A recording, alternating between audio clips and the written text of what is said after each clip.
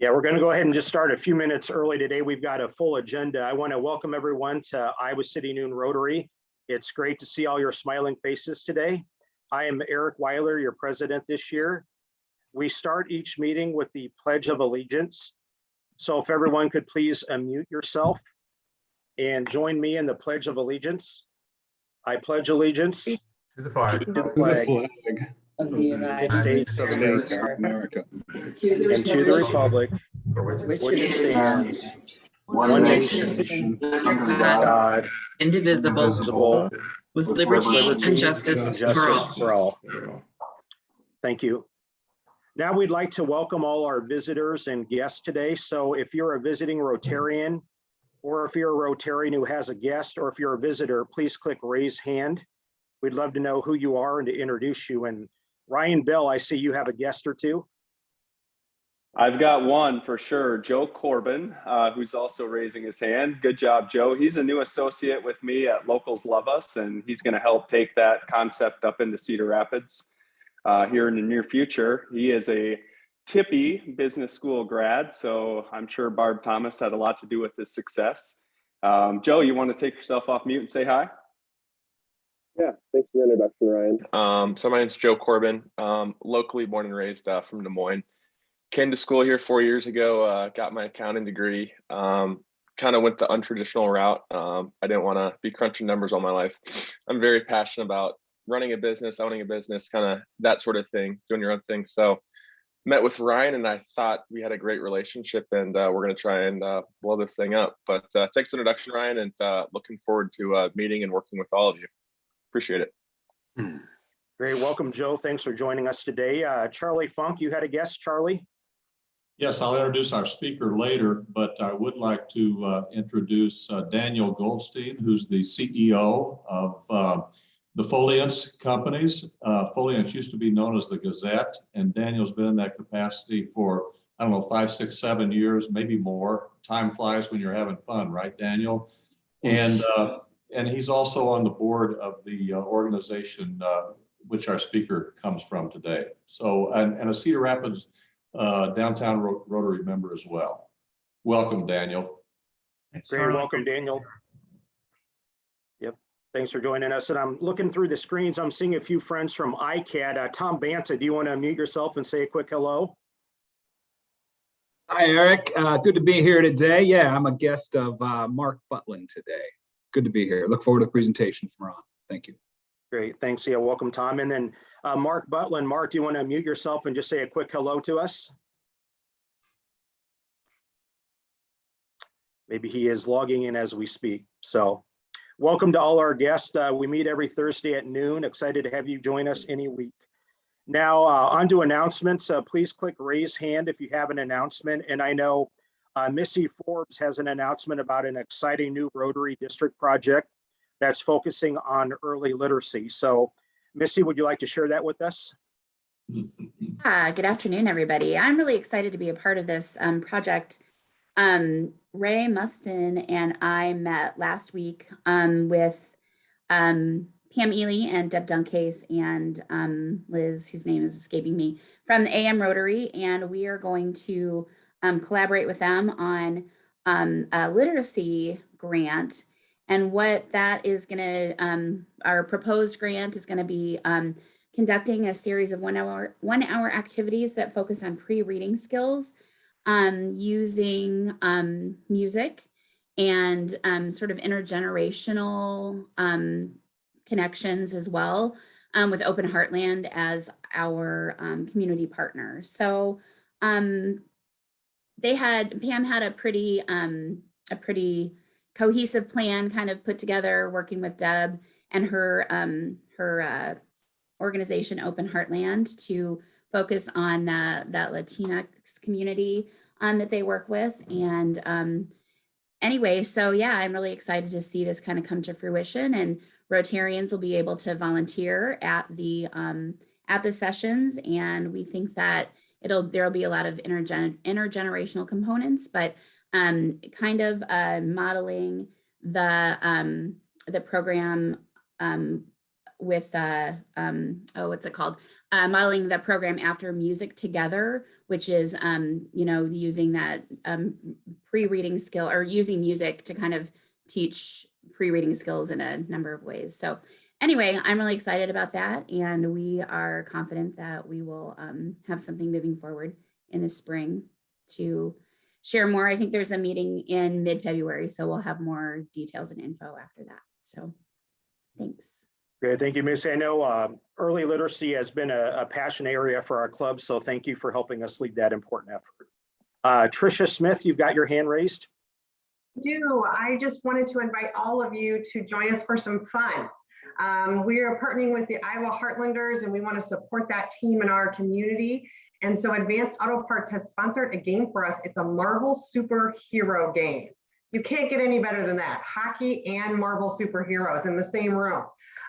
It's going to be a super fun night. We encourage people to dress up as their superhero. It's family friendly. Tickets are really low priced.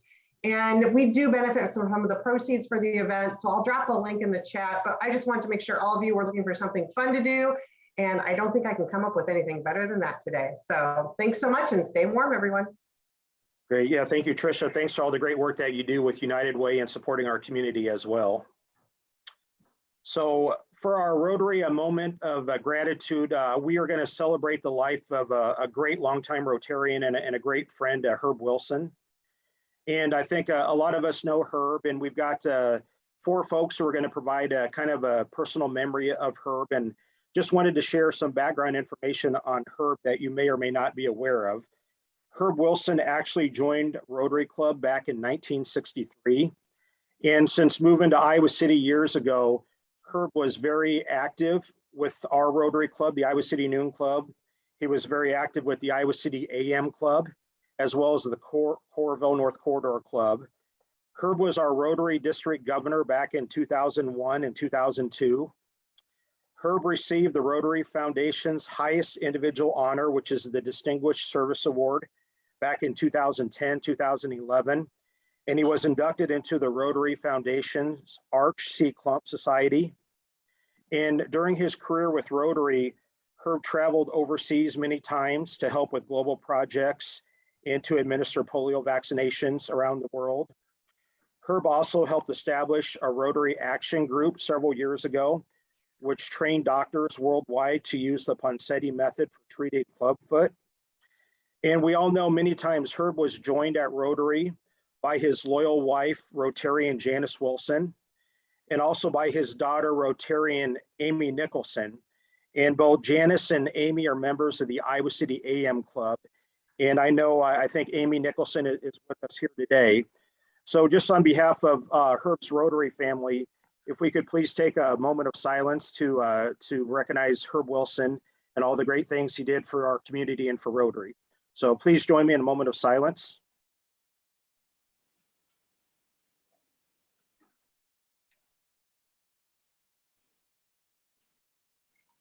Great, thank you. Locally, Gay and Chia Funeral Home is caring for the family, and the services are still pending right now. But we have 4 Rotarians who would like to share some personal stories about Herb.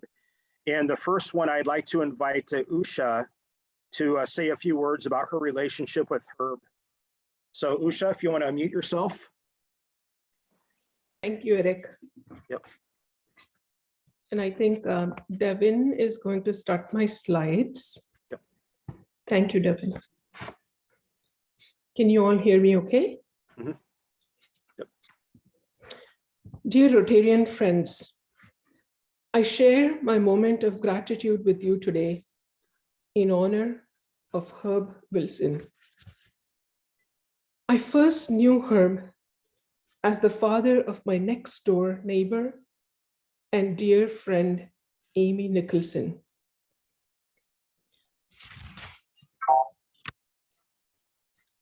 Devin, would you move the slide, please? I was barely 23 then.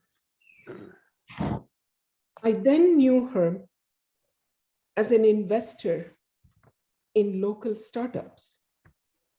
I'd see him visiting some companies at the building on the Oakdale campus where my offices used to be.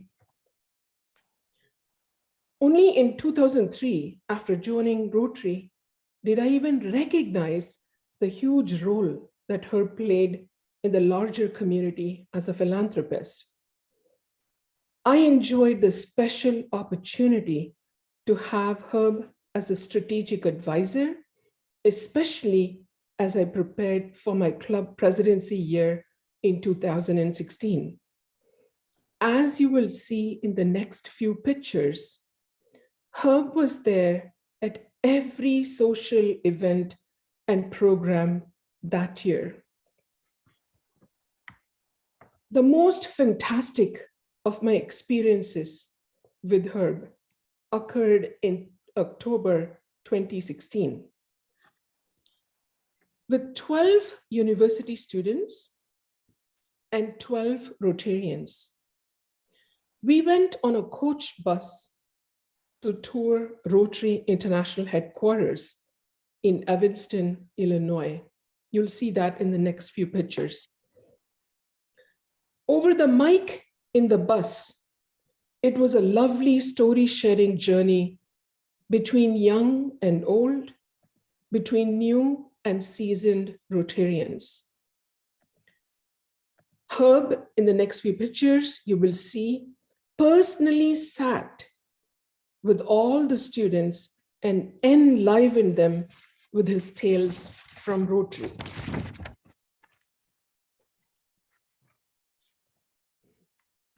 You can move the slide, please, Devin.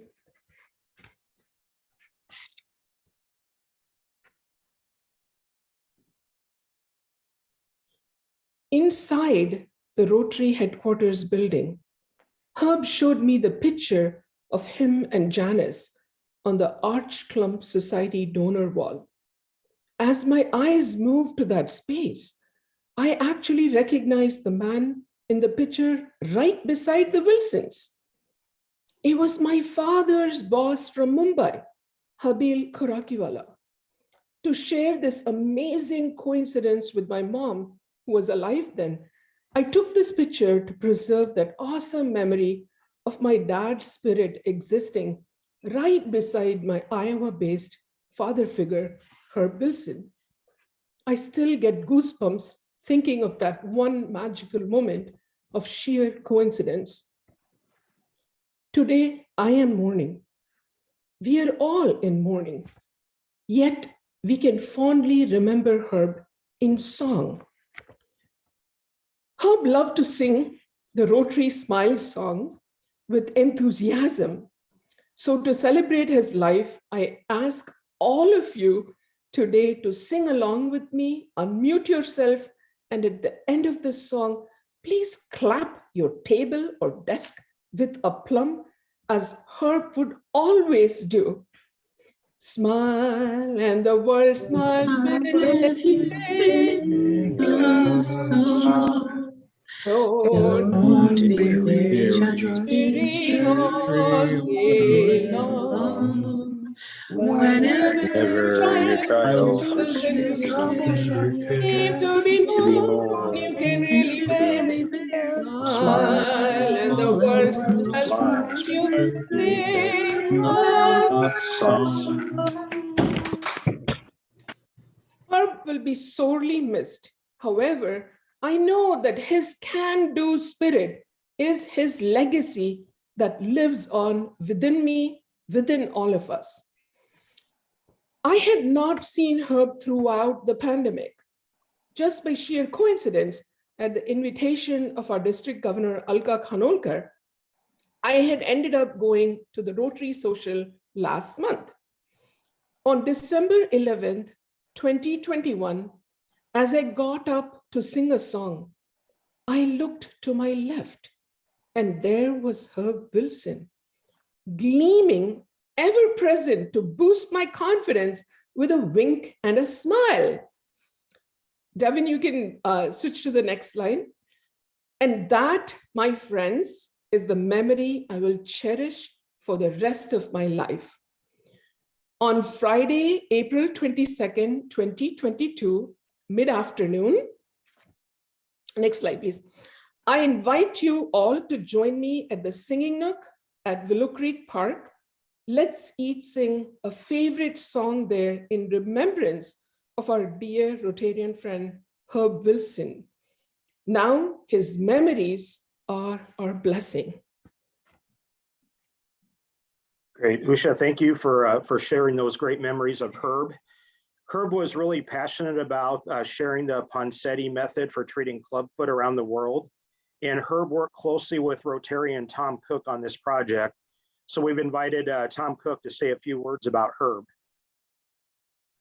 Well, thank you, President Eric. I think we have a slide up. I'd like to briefly recognize, as President Eric mentioned, just one of Herb's many contributions to Rotary. The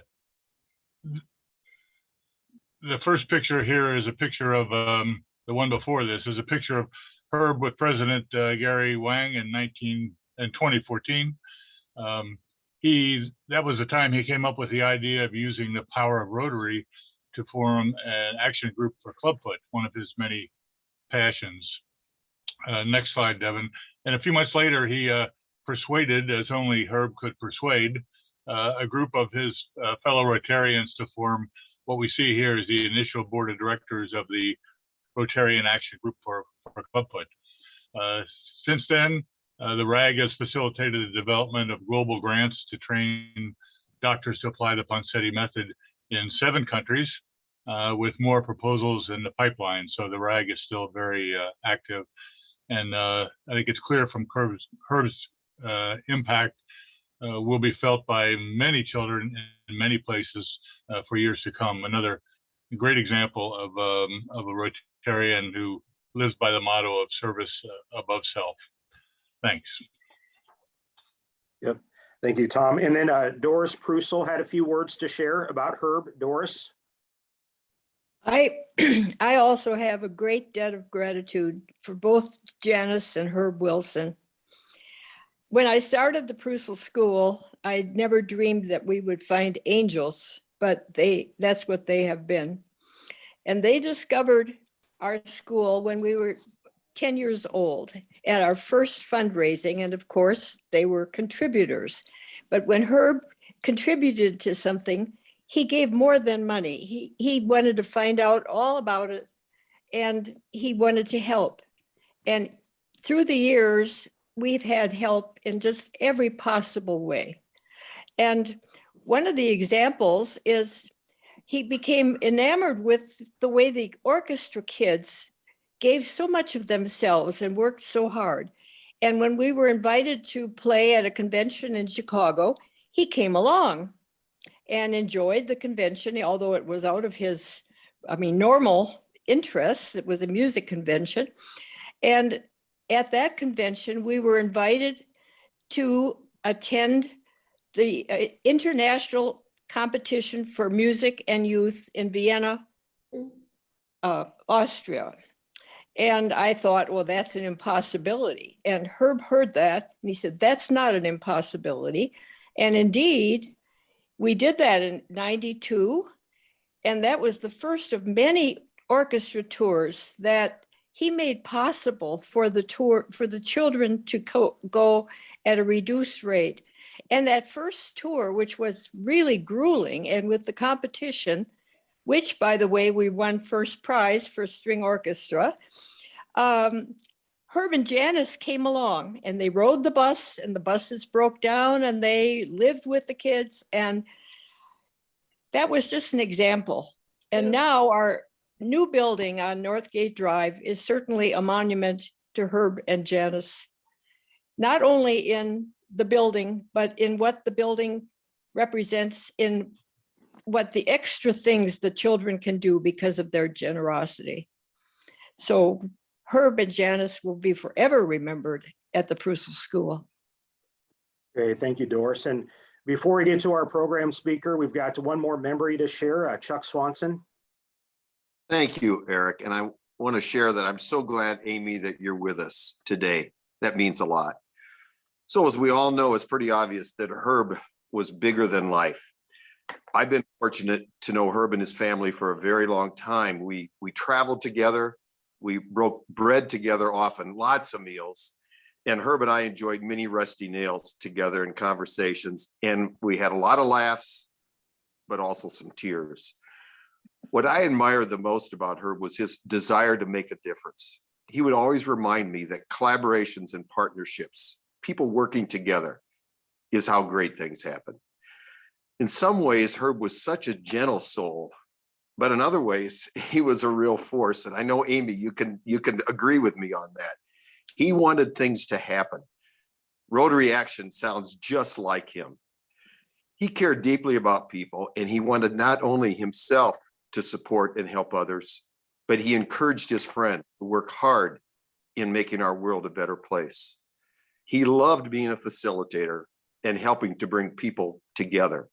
Obviously in Rotary, his church, Prusel School, the Iowa Children's Museum, our community schools, Hancher, and many, many other ways.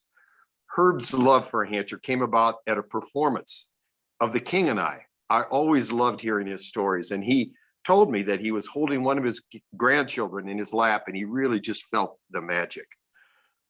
His love for Janice and his family and his sisters was a priority, but he also found a way to help many others in the world, like in Pakistan. Herb was obviously one of a kind. He taught me a lot, and he set the bar high for all of us, higher than anybody that I ever will know. He loved life. I will miss his smile and his hugs, but he left a legacy that will live on forever. Herb, I love you. Thanks, Eric. Yeah, thank you, Chuck. As you can see from these memories, Herb is going to be deeply missed, not just in Rotary, but in our entire community. So on behalf of Rotary Club, we send our deepest condolences to Janice Wilson, Amy Nicholson, Herb's entire family. As I mentioned earlier, Gay and Chia Funeral Home is caring for the family. And when we're aware of the service information, we'll email all of our Rotarians, so we have that. So we'll definitely miss you, Herb. So on to our program, I would like to introduce Charlie Funk to introduce our speaker today. Charlie? Yeah, thank you, Eric. And I too share many of those sentiments. And Chuck, you said it for me very well, that he made a difference. He made a difference in everything that he touched, it seemed like. But not only did he make a difference, he did it with passion. And yeah, we all mourn Herb's passing, but we celebrate a life that was extremely well lived. I think we're very fortunate to have Ron Cox here today.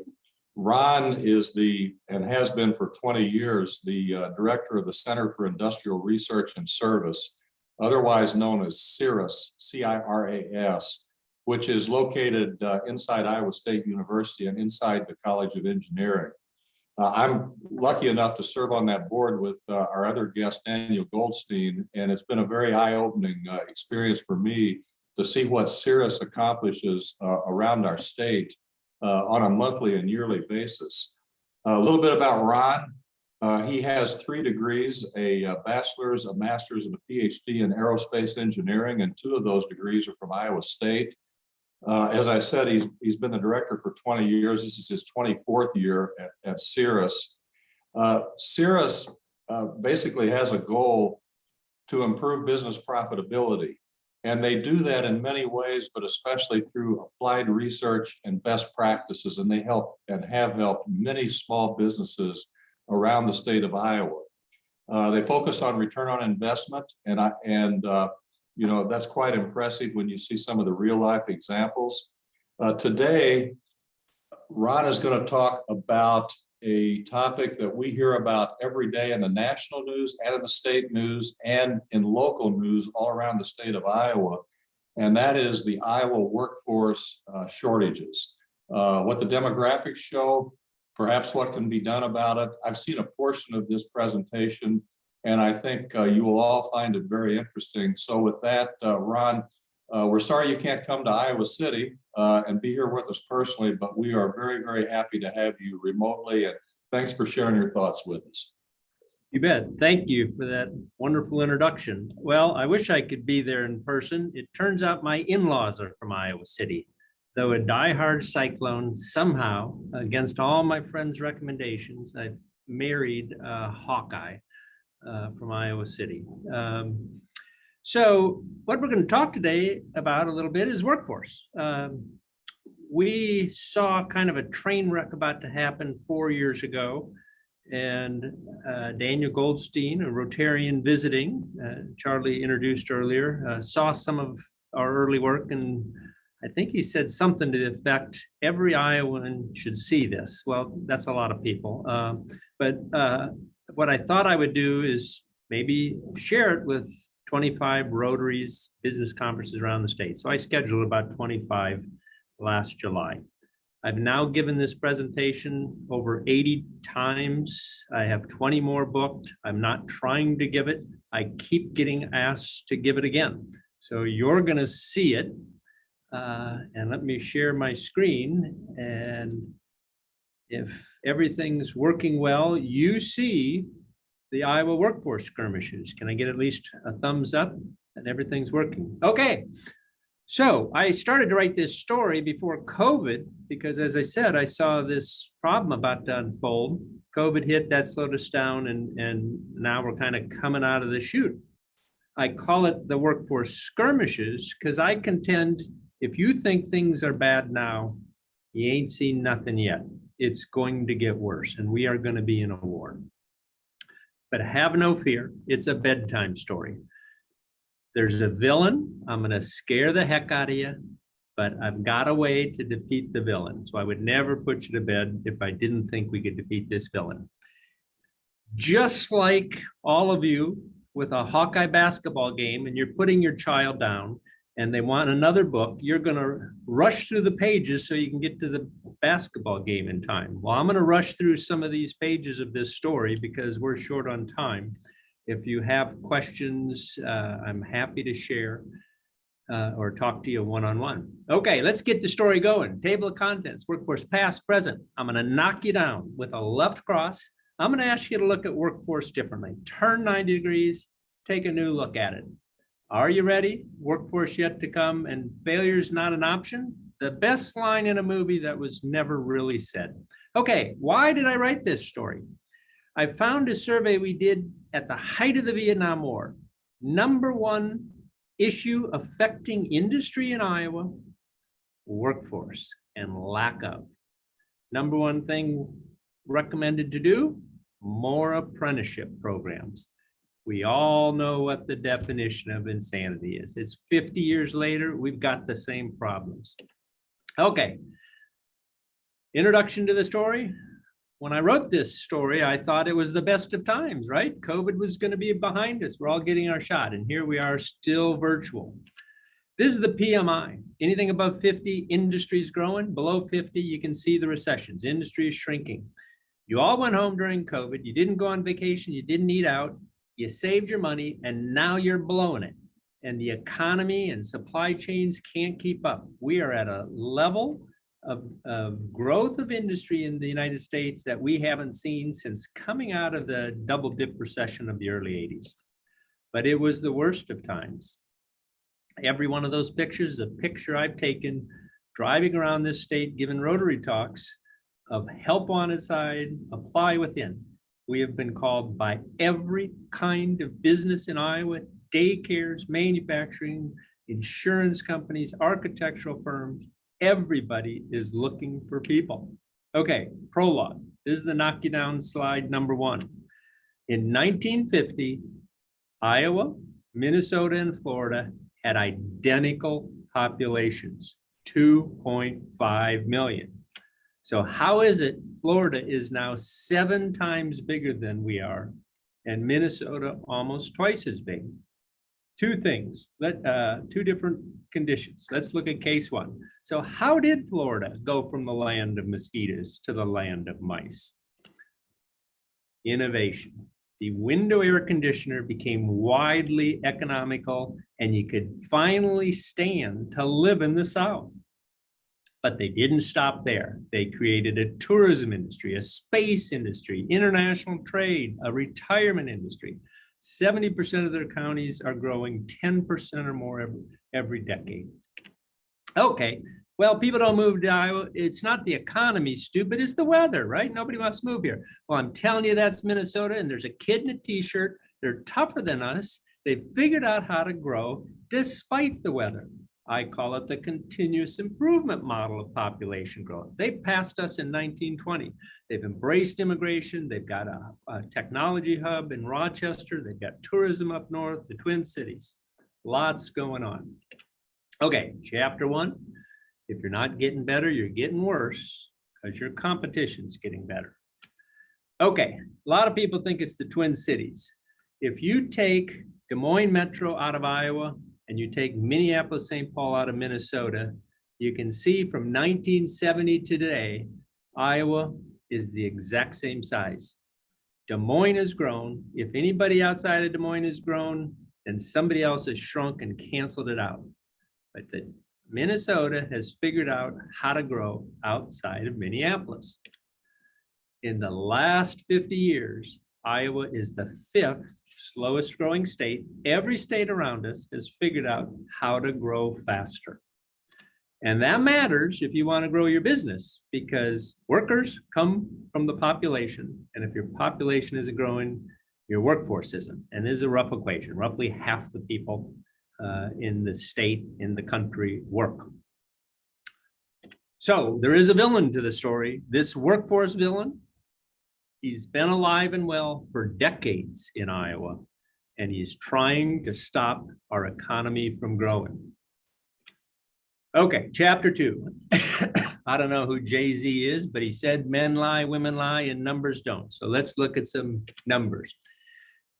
Before COVID, 70% of Iowa's counties had fewer than 300 people looking for work. And every business in those counties were looking for those same 300 people to come work for them.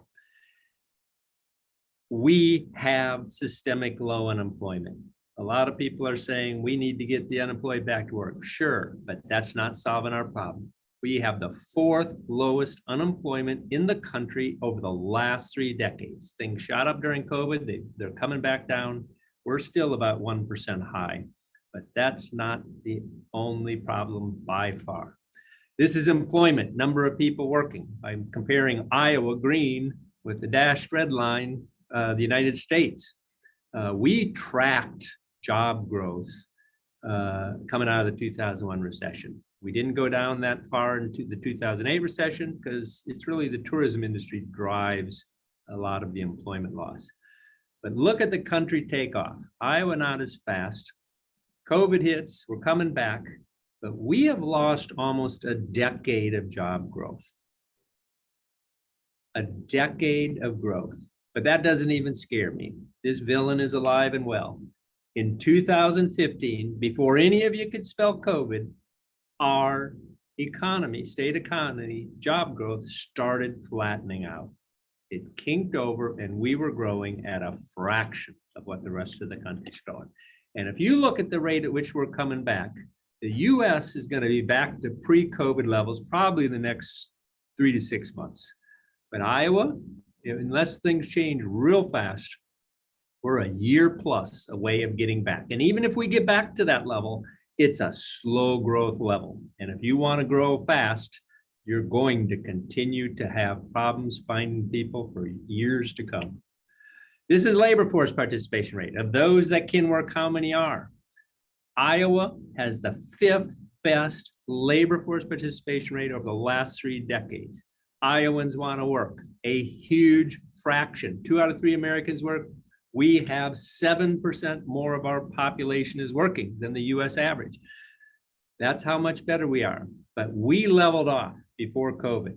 And that's part of the reason our job growth started to shrink. A couple things, how did we get much better? We had a farm crisis and farmers took second jobs and farmers' spouses took jobs.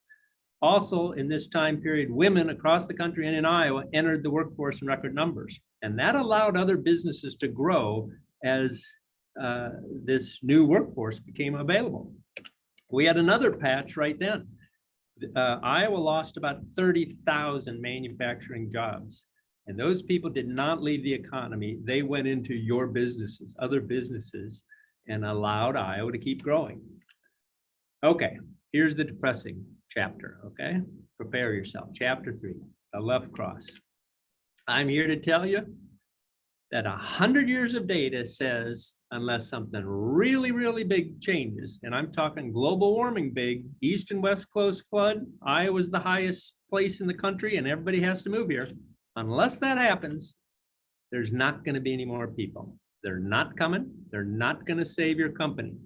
So we're going to have to figure this out with that reality of 100 years of slow growth. And we're likely out of patches too. So sum it up in a nutshell. We have huge demand for goods and services across the country and in Iowa. Our population and our workforce is flat. Our labor force participation rate is high. That's great. But it is so high, we have squeezed about everything out of the orange we can. And our workforce patches are likely gone. Okay, now it's going to get better. If you're willing to look at workforce differently and turn 90 degrees. So our argument is this: there's not going to be any more people, but there will be more employees for some of you because we've seen it. We work with about 1,700 businesses a year, and we've seen companies find people, but they're looking at people differently. So here's the basic concept. Everybody here is 0 to 100 years old. Roughly in Iowa, about half of the 16 to 20-year-olds work, about 3/4 of the 20 to 65-year-olds work, and about 1/3 of the 65 to 75-year-olds work. And everybody's searching within that red bar, the unemployed. And we're saying, stop the foolishness, search here. There's still roughly 25% of the Iowa population not working, of working age. We have a lot of people employed. They're just not working where you need them. And you have retention problems. Iowa is in the bottom quartile of states of churn of jobs. Every time you lose somebody, you have to hire a person back, then you have to hire another person to grow. We've got to stop the layoffs and churn of hiring and laying off. Process improvements and automation, get more out of the people you have. Iowa lags the country. We're in the bottom half of states in our productivity, and then the workforce of the future. Okay. So there's a really tough problem. People are nonlinear, interconnected. Only a fool would try to solve people problems, right? That's why I didn't get into HR. But let me tell you, it struck me one day that I'm a fool, that an aerospace engineer solves nonlinear systems of equations every day. We know how to do it. When you touch the nose, it affects the tail. When you touch the tail, it affects the nose. We know how to solve that complex problem. Why can't we use how we design a fighter aircraft to design a solution to Iowa's workforce problem? So here's what we do. How do you solve a fighter? You break it into pieces. It's too complex. You cannot solve it attacking it as a whole. And that's what we do with Iowa's workforce. We have found data on 29 different kinds of people that live in Iowa. And we can look at them one by one to see what's going on. So what do we do with an airplane? You take a wing and you make it bigger and you throw it into a wind tunnel and say, did it get better or worse? Well, we do that with people. How do we do it? Let's look at an example real fast. If I ask everybody on this Zoom call, if you're in the same room, to stand up and group together based on your height, you're gonna have a lot of people of average height, few people shorter, few people taller.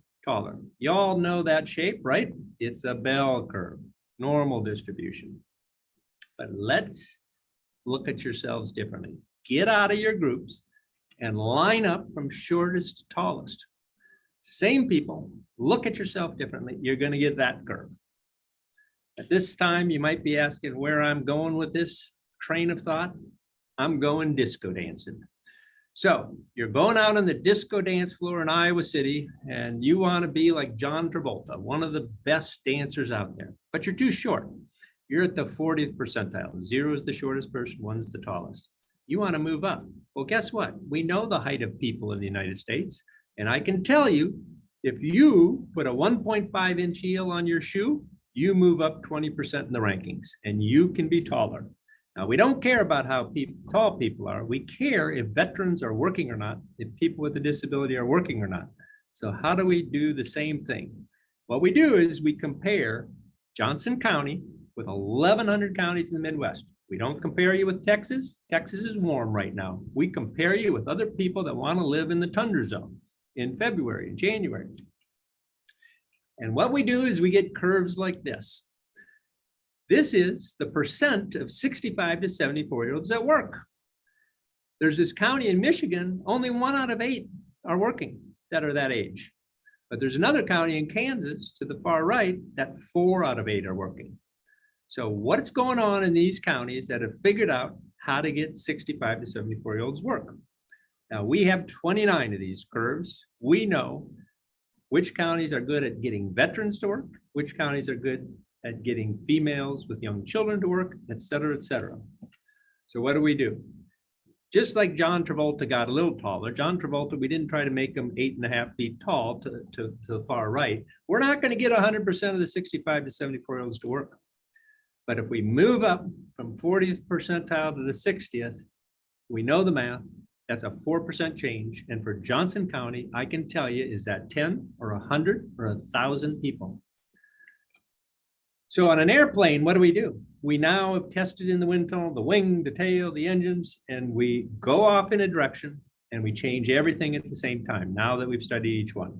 And now that we've studied every kind of person in Iowa, we can go off in a direction. We call it the workforce vector. If you go in that direction, people are going to look like this, and there's not many of them. But if you go off in that direction, you're going to find a lot more people that are not working. And that could be working. And they look like this. So are you ready to turn 90 degrees? You got 2 choices. And we know there's 2 choices because we see companies doing these 2 choices. You have 2 paths. Path 1, assume COVID did this to Iowa. And when COVID's over, your company is going to find tons of people. And I can guarantee you probably 4 out of 5 companies are choosing path 1 because path 2 is a lot harder. It needs a hero. It needs the CEO of a company to say, I'm going to stop putting a we're hiring sign up and we're going to change how we hire people. So does anybody in Iowa City want this villain to win and Iowa to stop growing? I hope the answer from all of you is no. That means you need to step up and you need to change how you look at workforce. Right? The Hawkeyes game is coming on and I've got to finish the bedtime story. So we're going to skip chapter 6, which is kind of how you step through and how we work with companies and communities to find these people. So we'll wrap it up here. Chapter 7, failure is not an option, never said. Apollo 13 went boom in the night. This is what Gene Kranz said. I've never lost a man in space. We're not starting now. You got to believe it. The team has to believe it, and we're going to bring them home. So the question I have for your companies is, do you believe it? Do you believe you can continue to grow your company in Iowa? If you want to grow in Iowa, then we're telling you, based on 100 years of data, leadership has to look at people different. You've got to turn 90 degrees, and you've only got 3 options. Virtual people, get more out of the people you have by improving your processes and supplementing them with computers and data and robots and technology. And if you need a body, then you're going to have to attract them by solving a problem the different kinds of people that are not working have. You need to stop the churn, retain who you have. You got to steal from your competition. It's the American way. The better companies are going to win. And you've got to develop the workforce of the future. So I'll kind of close with this. This is an ad in a paper. It's a Minnesota company that has branch plants in Iowa. Last year's goal was to hire 1,500 people when nobody could find people. Look at this ad. Do you know how to do the job? Nope, we'll train you. Do you speak English? No, you need to. We'll train you, no worries. Do you have holidays, religious holidays you want off that aren't Christmas and Easter? Not a problem. You have those off. Does your religion say you have to pray in the middle of the day? That's inconvenient, but we'll put prayer rooms in our facility.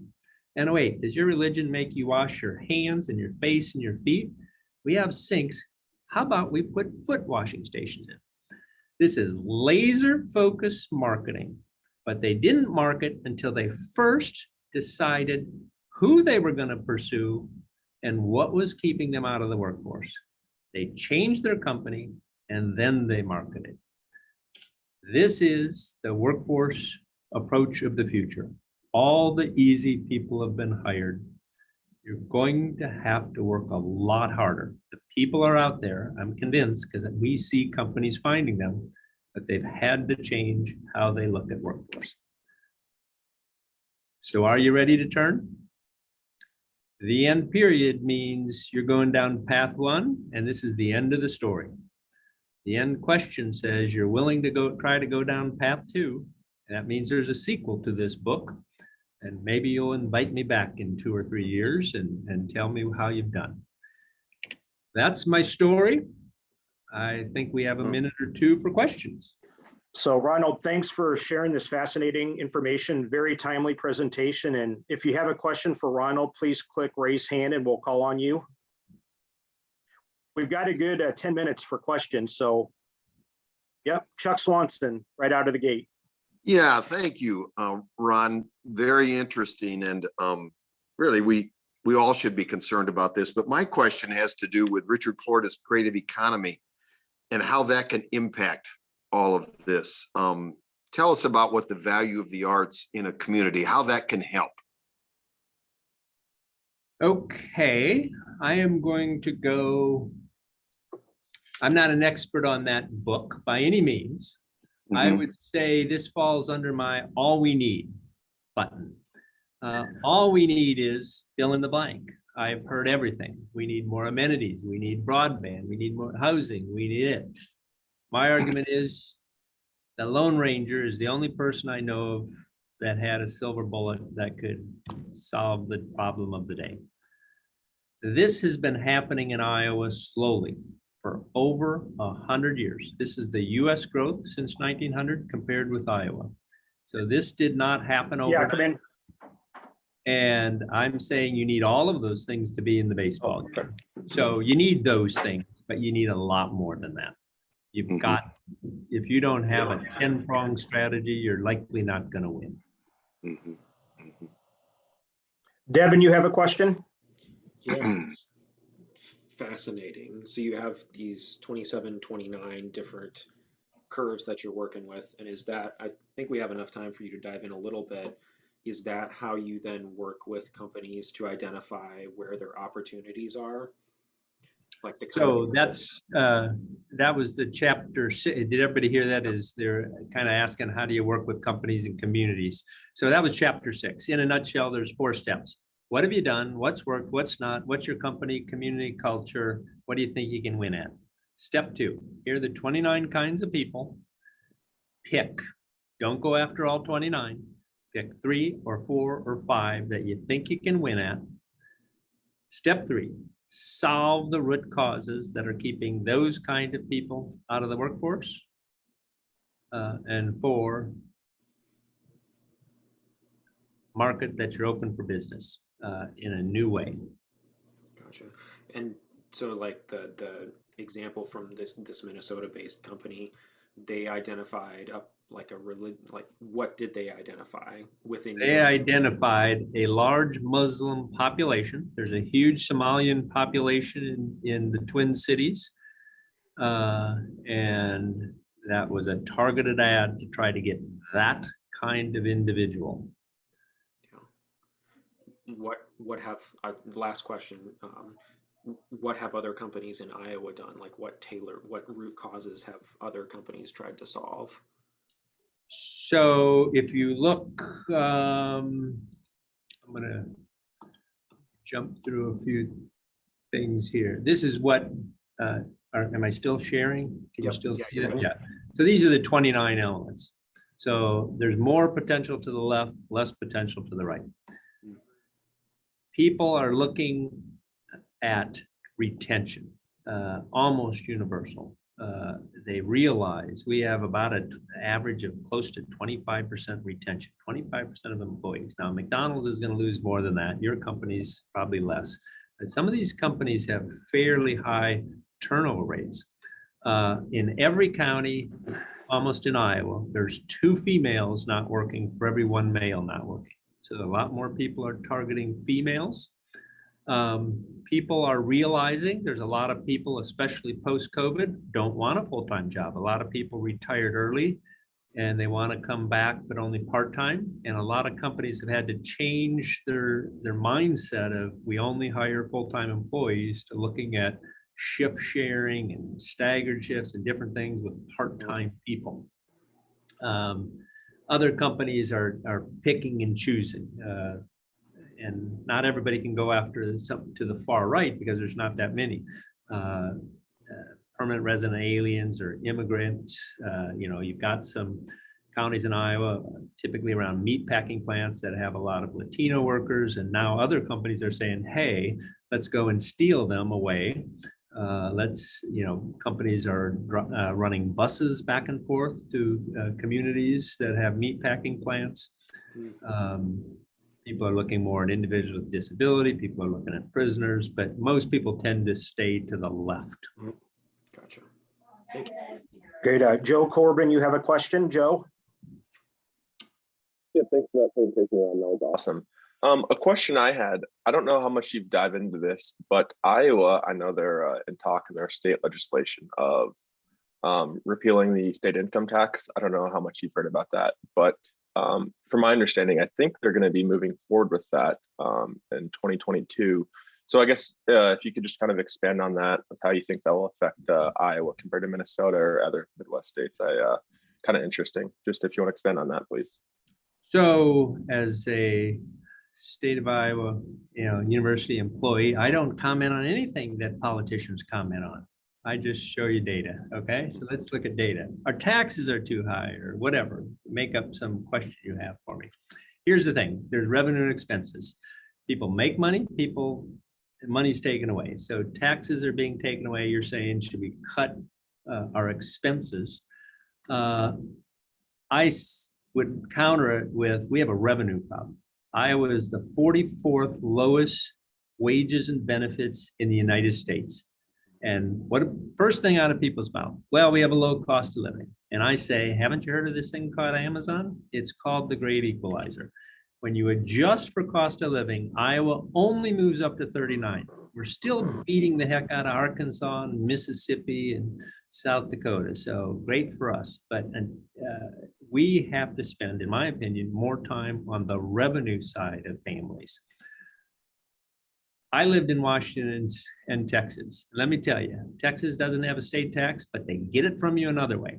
Every year, I have to take my car in to a gas station because the petroleum industry is powerful, and they turn my blinker on and off, and they turn my lights on and off, and they say, your car's fine, give me 25 bucks. So they get it from you some way. This is the best site I have found on all taxes you pay. And if you look, Iowa's high, it's number 13. South Dakota is lower. Well, people aren't flocking to South Dakota. And Minnesota's higher tax, number 5. And we're not beating Minnesota. So they have higher taxes and it's colder. So our tax is part of it, sure. But a lot of these low tax states, they're a lot warmer than Iowa. And you can't just, there is no silver bullet.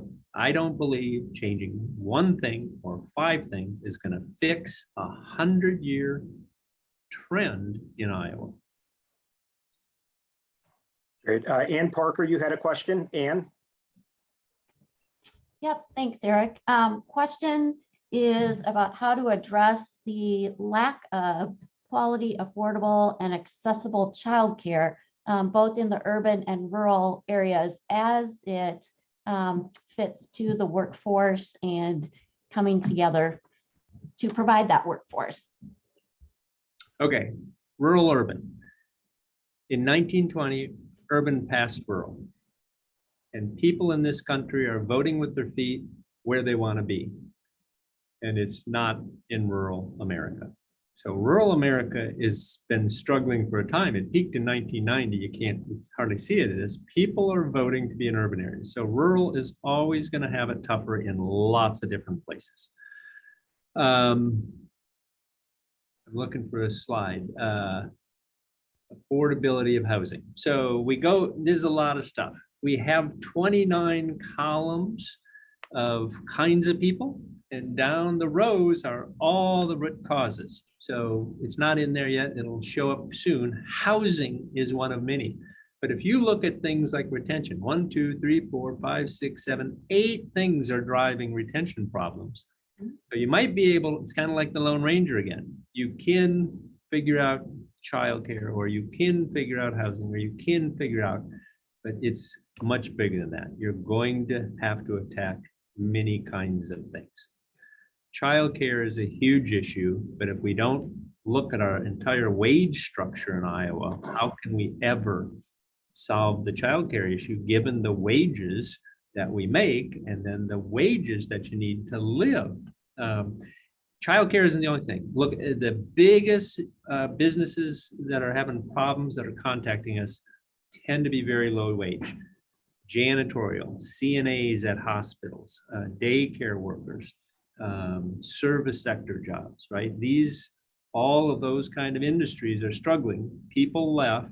Those are largely industries with females in positions that were making very low wages. And when you have a 2-income family, when both work and one drops out of the workforce, you save on clothing, transportation, you eat out less.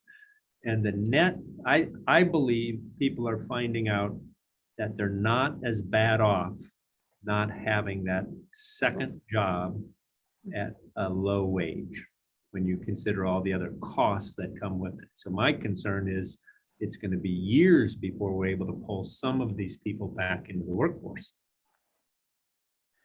Great. Last question, Tom Banta. For those of you who don't know, Tom is with Iowa City Area Development Group. So this work is right in your wheelhouse. So Tom. Yeah, thanks, Eric. Thanks, Ron. This is fantastic stuff. And we're going to have Ron and his team present to our regional HR quarterly here next month. So I wanted to sneak peek, and this is fantastic.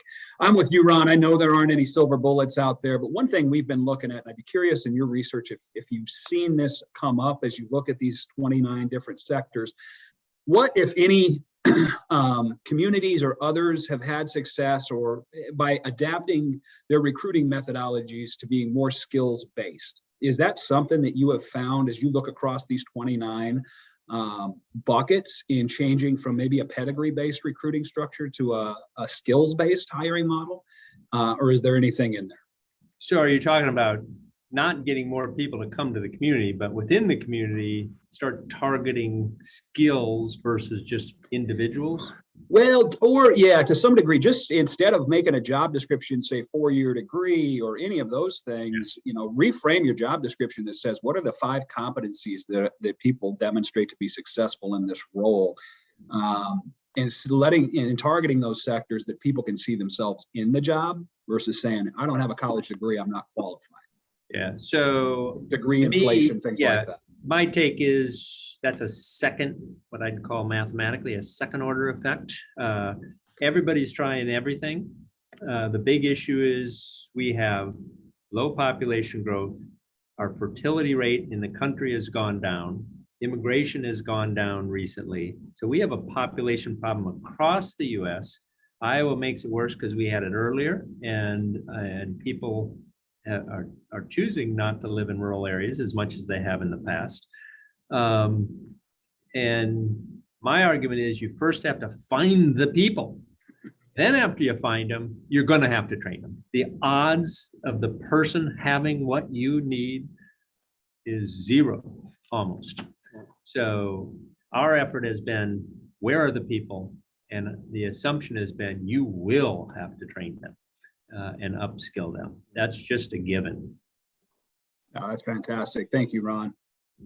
Great. Ron, on behalf of Rotary Club, thank you so much for your presentation today. In honor of our speaker, every week we make a donation to the Rotary Polio Plus program. The Bill and Melinda Gates Foundation matches that 2-to-1, so that'll result in 70 polio vaccinations around the world in your honor. So thank you again, Ronald. Thank you very much. Yep. We conclude every meeting with the Rotary 4-way test. So if everyone could please unmute yourself. And join me in the Rotary 4-way test. Of the things we think, say, or do, is it the truth? Is it fair to all concerned? Will Will it build goodwill and better friendships? Will it be beneficial to all concerned? Hope everyone has a wonderful week, and we will see you guys next Thursday. Thanks again.